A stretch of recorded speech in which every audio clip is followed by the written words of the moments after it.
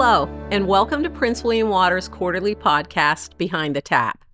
If you're looking for information about your water utility or how you can play a role in protecting our water resources, you're in the right place. Each podcast episode features a member of the Prince William Water team discussing current topics and answering questions from our customers. Today, our very special guest is Calvin Farr, who's the General Manager and CEO of Prince William Water. Calvin, thanks so much for being here. Hello, good morning. Good to be We love here. having you as a guest. Love being here. So I want to start by asking a little bit about you. Yeah. You have been leading Prince William Water since 2021 and in the water industry for most of your career. Yeah. What keeps you passionate about the industry and about working here? Cool. So I'm going to tell you something you didn't know about your general manager. He's pretty fearless when it comes to the industry. I would internally, I tell myself I'm always up for the challenge. My passion really is about addressing challenges, coming up with solutions. Even way back in the day as a young engineer, by trade, engineering is my thing, right? It's always exciting to pop out of bed and be a part of a project to, solve an issue like reducing sewer spills in the community or increasing water supply in, a certain portion of the service area. So it's always been a passion of mine to address challenges and work with people doing so.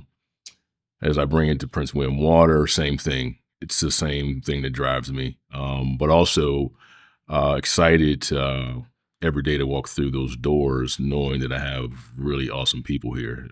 I mean, we have a real sharp bunch of people with this organization. And not that they have to, but it seems like they have the same passion I have in regards to addressing challenges, doing the right thing for our community, working together, being team players. So that adds to my passion, just kind of watching them do their thing. I'm really fortunate to be here and really, honored to work with such a great bunch of people. So Great, yeah. Thank you. So let's switch and talk about our core subject for today's episode, which is a concept called One Water. We hear a lot about One Water in the industry, but for our viewers, talk about what that means, and especially for us as a water utility. So as an engineer, we box things in pretty constrained on our thought process and pretty rigid. And traditionally, as we're coming up in the industry, we separate different things like water, wastewater, stormwater, groundwater. Rightfully so, but now it's more about one water, and we have to understand that they're all connected.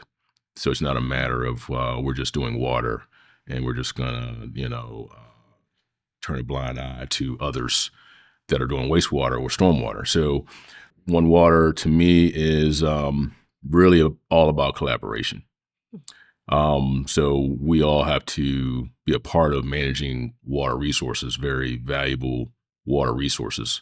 So we have to work together. Saying we, departments, different organizations, right? We are charged here at Prince William Water to provide drinking water and wastewater services. Those are our core mission. That's our core mission, but we can't do that actually in a silo. We have to work with other partners to deliver those services to our customers and our residents and our businesses.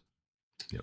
So can you give me a couple examples? How does One Water show up in the work that we do every day? Maybe in water reclamation, but some examples of it. So drinking water, we send that drinking water, make sure we provide safe, reliable drinking water to our customers here in Prince William County, but also we reclaim that water also and treat it. So what it looks like for us, for the average citizen business, probably you'll see visually technicians responding to water main breaks, maybe some folks turning valves, exercising valves. The residents they don't necessarily see all the infrastructure we have. A lot of it's buried, of course. Almost 70% of our infrastructure is buried. You see water tanks, just kind of reminders that we are there, and fire hydrants. Of course, we don't stress enough about the importance of fire protection. We provide that. So that's kind of how we show up. But when our citizens, businesses use this water, we reclaim it, and they use it in a variety of ways. And we collect that wastewater, and we treat it to a very high standard. and we send it back into the environment, to the local waterway. And that's how we show up in regards to this, really our part in One Water approach. Okay. And again, I can go in more detail about the bigger picture holistically in One Water for this region, you know. Well, you mentioned earlier collaboration Yep. being really important. Who are some of the partners we work with, and what are some of the ways that we Yeah. work with our partners? Yeah. So we partner with a lot of folks, either informally or formally, with agreements and things of that nature. So one that jumps out to me is Prince William County government. As you know, we're a separate organization. For our world, the Occoquan Reservoir is very precious to us. We work with the county on stormwater management. They oversee stormwater management, and we do, aspects like public awareness about how we can protect the Occoquan Reservoir, or different ways of looking at land use. And they're charged with making sure they reduce pollutants that get into the reservoir through stormwater management. So we work with them regularly on that, because the Occoquan Reservoir is actually a source of drinking water for the eastern portion of our county. So it's in our best interest for us to work together. Also, I've talked about us delivering drinking water to county residents and businesses. We also got to be mindful that we have official partnerships and agreement with wholesale providers like Fairfax Water and City of Manassas. They actually provide wholesale water to us, and we send it out to our service areas. So another partnership there. We treat wastewater on the H.L. Mooney facility on the eastern portion of our county, and we partner with Occoquan Service Authority, which treats the western portion of the county. And they treat that wastewater to a very high standard, and they discharge that to the Occoquan, which is a source of drinking water for us. We discharge to the Napsco Creek, and our part is making sure that's to high standards, because it's part of the big Chesapeake Bay watershed improvement. So, like I said, everything is pretty much connected. Also, we have partnerships with national and state trade associations, really to make sure we implement the best practices. Also, we partner with regulatory organizations to make sure we meet limits and we're always compliant regulatory-wise. And also, we're part of the legislative aspect too. The General Assembly will be convening pretty soon, so we'll be heavily involved in that too. So there's a number of partners we have to talk with and work with just to deliver safe and reliable drinking water to our customers, if you think about it, right? So that's all One Water. That's one example of ours. So yeah, it's one water with many hands Yes, taking yes, part, right. it That's right. sounds like. That's right. So we talked about how organizations can be part of the One Water framework. Can individuals play a role in the One Water approach? Yes, absolutely. We need a lot of help from our residents. One that jumps out is recently Thanksgiving holiday. We had fats, oils, and grease. We did the public awareness about that.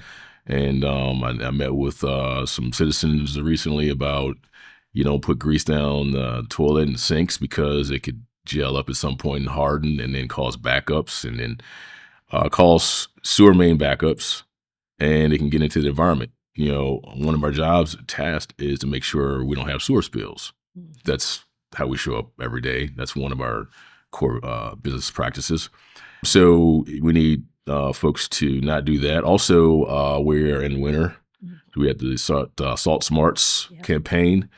I'm not sure if folks are as aware as they are as fog, but salts, if you use too much, it runs off. It's storm system, storm drains, and at some point, in our world, it will go and convey into the Occoquan Reservoir. We're actually seeing sodium levels slightly increase over decades, but that's we are one of the reasons why, because of the road salt. So you don't have to use a whole bucket full of salt just for your driveway. You can use it sparingly. So that's one way. But also, the thing is, what in the perfect world for me is our residents really getting up to speed about their water. Water and wastewater. We have a very informative website. It has a lot of information on it. I would love our folks to get educated, our citizens get educated. Also, what I love every year is our water academy. We have citizens that join. And it's amazing to me every time we have it. Somebody's always saying, I didn't know you did all of this kind of work. So really the education piece and just stay informed, you know. And I think we can have a better community that way, you know, because my thing is our citizens will drive the decision makers in the county, right? So, yeah. Well, thank you for the conversation about One Water, but I have a couple more things for you. I want to switch gears. One thing we do in each episode is answer a commonly asked customer question, something that might come to our customer service department. It's winter. This episode is our winter episode. Can you tell me why it seems like there are more water main breaks in cold weather seasons than the rest of the year? Why does that happen? We're in a region where we have drastic temperature sways and changes. You know, we could go 20 degree, 30 degree weather change or temperature in one day. And just recently, the day before Thanksgiving was 70 degrees. The next day was in the 40s. So that's the world we live in here in this region. What happens there is you have those drastic temperature changes that impacts the underground piping. And the piping, depending on the material, contrast or move. And if it's old and brittle, then it'll break.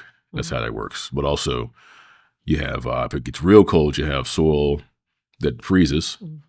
And then when it thaws out, soil kind of moves. And it moves like, just say, an old pipe that's been in the ground 60 years.